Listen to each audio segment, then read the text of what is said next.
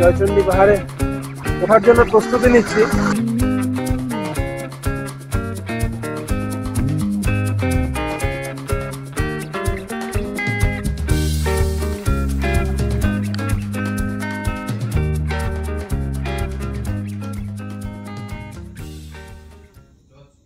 চৌঠা মার্চ ভোর 3:30 যাত্রা শুরু করলাম জয়চণ্ডী পাহাড়ের উদ্দেশ্যে। সাথে রয়েছে আমার বন্ধু সুজন। রাস্তাঘাট একদম ফাঁকা, আর কয়েকটা টেম্পো যাচ্ছে, এগুলো হাওড়া হাটের টেম্পো। ওলা আসতে বেশি সময় লাগলো না এবং ওলা চললো নিজের মতন, কিন্তু ওলার ড্রাইভার দা মনে হয় ঠিক করেছিলেন আমাদের পুরো কলকাতা ঘোরাবেন। আমাদের গাড়িটি বারাসাত থেকে যশোর রোড হয়ে ধর্মতলা, তারপর SSKM-এর পাশ থেকে গিয়ে পড়ল বিদ্যাসাগর সেতুর জ্যামে।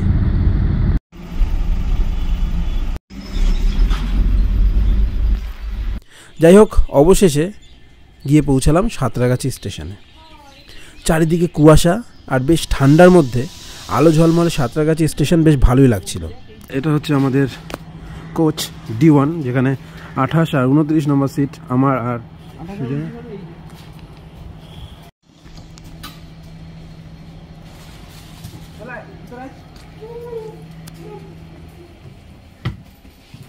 এই হলো আমার ট্রেন। আমরা উল্টো মুখে যাবে। আমরাই হলো এই রূপসী বাংলা জেনারেল ডিব্বার এই কম্পার্টমেন্টের মধ্যে প্রথম প্যাসেঞ্জার, নাকি আরেকজন আছে? 12883 আর 12884 রূপসী বাংলা সুপারফাস্ট এক্সপ্রেস। এটা সাঁতরাগাছি থেকে পুরুলিয়ার মধ্যে চলাচল করে আর ফেরার পথে পুরুলিয়া থেকে হাওড়া।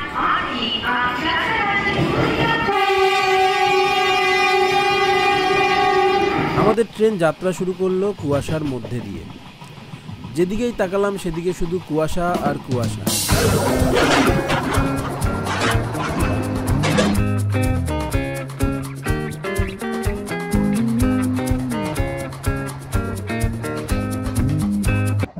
সুজন ঘুমিয়ে পড়েছে, মুখে খবরের কাগজ দিয়ে ঘুম। এখন আমরা রূপনারায়ণ নদীর উপর দিয়ে যাচ্ছি। তারপর কিছু দূর যাওয়ার পরই দেখলাম খিরাইয়ের সেই ফুলের বাগান, যেখানে গত বছর আমি এসেছিলাম। এবং যখন এই ব্রিজটার উপর দিয়ে দূরপাল্লার ট্রেনগুলো যাচ্ছিল, ভাবছিলাম যে এখান দিয়ে ট্রেনগুলো কোথায় কোথায় যায়। আজকে এই ব্রিজের উপর থেকেই আমার ট্রেন ছুটে চলেছে। ট্রেনটি খড়গপুর পার হবার পরে জঙ্গলমহলে প্রবেশ করে বেশ কিছু অরণ্যের মধ্যে দিয়ে যাত্রা করল, যেমন ভাদুতলা জঙ্গল, ধোবাশোল, পাথরাজুড়ি, গদাপিয়াশাল ফরেস্ট রেঞ্জ, শালবনি, ঘাগড়া ফরেস্ট রেঞ্জ, আমলাগোলা ফরেস্ট রেঞ্জ, পাথর জঙ্গল, গড়বেতার জঙ্গল। ট্রেনের জানলা থেকে বাঁকুড়া পার হবার পরে অসাধারণ দৃশ্য মধুরতায় চোখ জানে জুড়িয়ে আসছিল। বিস্তীর্ণ শুষ্ক লাল মালভূমি জুড়ে কত রকমের গাছপালা, তবে বেশিরভাগ শাল আর কেন্দু আমাদের নজরে আসলো। মাঠের মাঝে মাঝে ছড়িয়ে ছিটিয়ে ছিল খেজুর গাছের সারি। মাঝে মাঝে চাষাবাদ শুষ্ক জমির মাঝে একটু সবুজের ছোঁয়া দিয়েছিল। আমি তোমাদের বলবো, তোমরা যখন ট্রেন যাত্রা করবে, তোমরা ট্রেনের জানলার পাশে বসে বাইরের এই সৌন্দর্য অবশ্যই উপভোগ করবে। রূপসী বাংলা খুবই দ্রুতগতিতে এই জঙ্গলাকীর্ণ এলাকা পার হয়।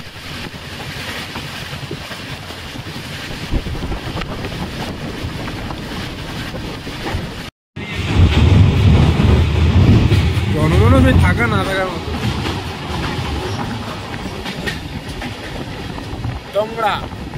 নির্ধারিত সময়ের 10 মিনিট আগে আমাদের ট্রেন আদ্রা স্টেশনে পৌঁছালো।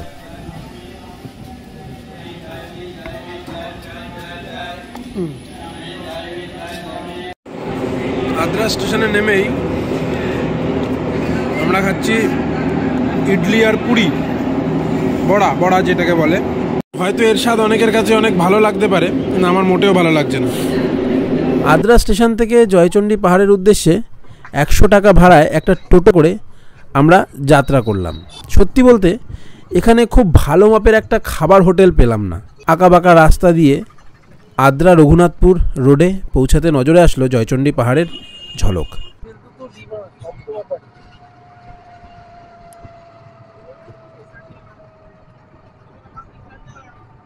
এখানে পৌঁছাতেই বুঝলাম শীত বিদায় নিয়ে চরম গরমের দিন আসতে চলেছে। জয়চণ্ডী পাহাড়ের সামনে বেশ ভিড়ভাট্টা নজরে পড়ল। ভাবলাম আজ হয়তো ট্যুরিস্টের খুব চাপ, কারণ আজ রবিবার। কিন্তু পরে জানতে পারলাম পাহাড়চূড়ায় অবস্থিত চণ্ডীমাতা মন্দিরের আজ প্রতিষ্ঠা দিবস। আর সেই প্রতিষ্ঠা দিবসের পুজো উপলক্ষে এলাকার বেশিরভাগ নারী আজ এখানে পূজা দিতে এসেছে। এই মন্দির নির্মাণ হয়েছিল 11 শতাব্দীতে। এই জয়চণ্ডী পাহাড়ে 1857 সালে সিপাহী বিদ্রোহের সময় প্রচুর সিপাহী পাহাড়ে লুকিয়েছিল। এছাড়াও স্বাধীনতা সংগ্রামীদের জন্য এই পাহাড় ছিল গোপন আস্থানা। আর জয়চণ্ডী পাহাড়ে ওঠার জন্য প্রস্তুতি নিচ্ছি। সত্যজিৎ রায় নির্মিত হীরক রাজার দেশে সিনেমার আউটডোরের অধিকাংশ শুটিং এই পাহাড়েই হয়েছিল। এখানেই দেখা হয়েছিল গুপি গাইন এবং বাঘা বাইনের সাথে উদয়ন পণ্ডিতের, যে হীরক রাজার সেনার ভয়ে এই পাহাড়ের গুহায় লুকিয়েছিল।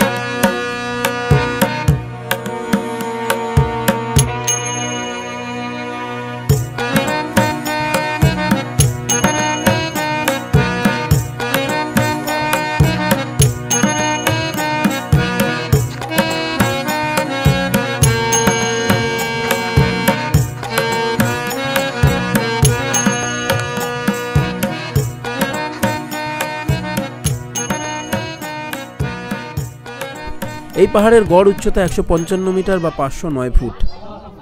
এটি একটি নাগপুর মালভূমির সবচেয়ে নিচু ধাপে অবস্থিত পাহাড়। পাহাড়চূড়ায় চণ্ডীমাতার মন্দির এখানে মূল আকর্ষণ। এখানে উঠতে 520টা সিঁড়ি অতিক্রম করতে হয়। এই স্থানে আসার জন্য যোগ্য সময় শীতকাল।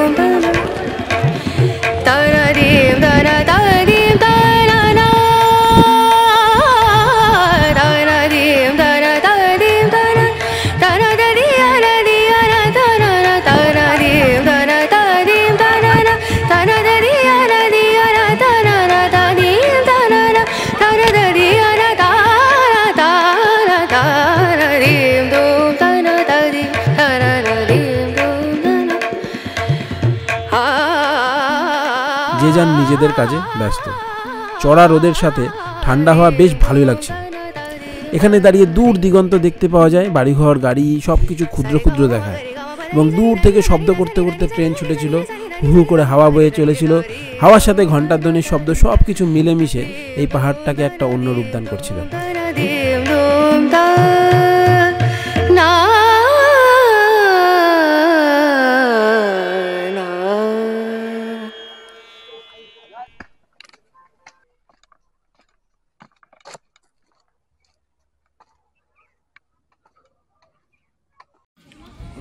এই পাহাড়ের পাদদেশেই রয়েছে হোটেল।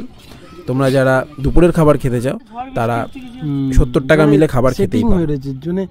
হয়তো কয়েকশো বছর ধরে এরকম ভাবে হয়ে রয়েছে। আমরা আবদার স্টেশনে চলে এসেছি। এবার চাপটা খুব কম আছে। এই প্যাচাল পাড়ে বন্ধুরা, বহুত প্যাচাল পাড়ে।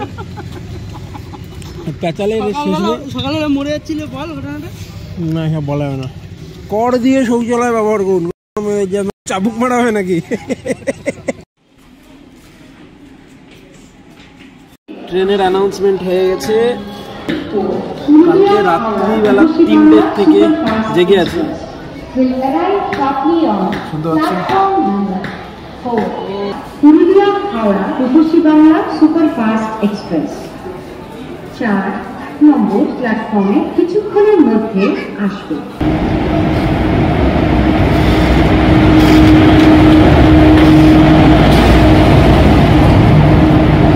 বিকাল 4:25 ফেরার ট্রেন রূপসী বাংলার জানলার পাশে বসলাম।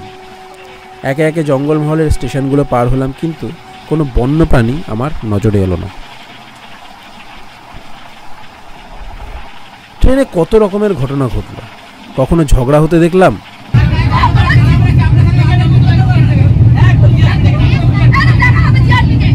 আবার কখনো ম্যাজিক দেখলাম ট্রেনের মধ্যে।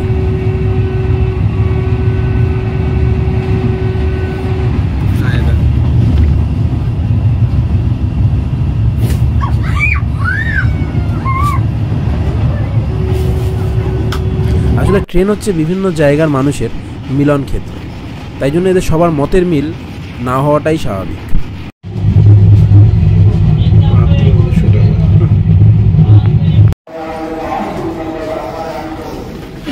ট্যুরটা কেমন ছিল সুজান? দারুণ দারুণ সাবাস। আসছে সপ্তাহে আবার সাঁতরাগাছি পৌঁছে বারাসাতের বাস পেলাম, তবে একটু দেরি হলো। কিচ্ছু বলবো না। তারপর রাত্রি 12টায় এসে পৌঁছালাম। হ্যাঁ বেশ লাগিয়ে দিল। আমাকে বিপর্যস্ত লাগলো, পুরো বিপর্যস্ত। এর বলতে আমি রোদে ছিলাম অনেকক্ষণ রোদে ছিলাম তো। ডাবের জল খাওয়া। শশা খেলাম তো।